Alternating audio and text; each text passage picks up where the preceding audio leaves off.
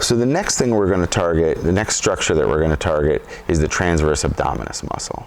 We talk about the transverse abdominis muscle all the time when we talk about having a good stable core.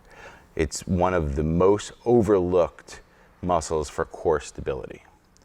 So what we're going to do is we're going to target the area of the transverse abdominis out here inside of the hip bone that you can feel and slightly above. This is the area that we're going to target on both sides.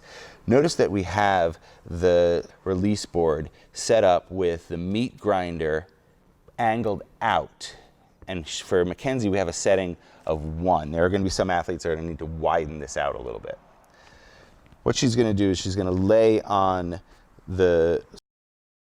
with those 2 spots targeted by the meat grinder. The rectus abdominis is going to sit inside of the 2 angles of the meat grinder. And as she's working pressure into this area, she's going to take a couple of nice deep breaths and breathe out all the way, and that is going to lengthen and contract the transverse abdominis. What we're doing here is we're working in between the layers of the abdomen, the transverse abdominis, the external oblique and the internal oblique. And we're going to get much better function of these structures by working on them specifically.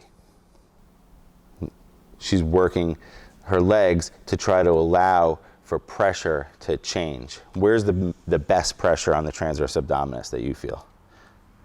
When I'm lifting my legs like this, is that what you're asking? Yes. I'm feeling the most pressure when I lift my legs up like this and really sink my hips into the meat grinder. Okay. So we're going to get into this position. A couple of deep breaths in through the nose, out through the mouth. And we're going to target the transverse abdominis muscle.